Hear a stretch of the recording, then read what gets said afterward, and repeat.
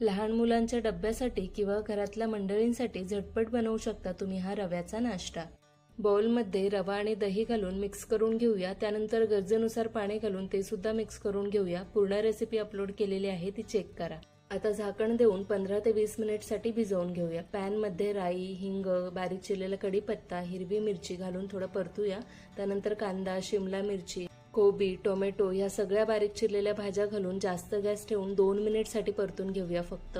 त्यानंतर रवा भिजलाय त्यात ह्या सर्व भाज्या घालूया। बारीक चिरलेली कोथिंबीर आणि मीठ घालून मिक्स करून घेऊया।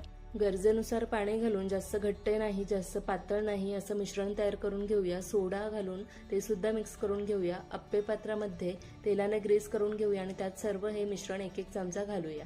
झाकण देऊन 2-3 मिनिट कमी गॅसवर शिजवून घेऊया। त्यानंतर झाकण काढून पुन्हा दुसऱ्या बाजूने सुद्धा शिजवून घेऊया। इडलीच्या चटणी बरोबर पौष्टिक अप्पे खाऊ शकता। रेसिपी आवडली तर सबस्क्राइब करा।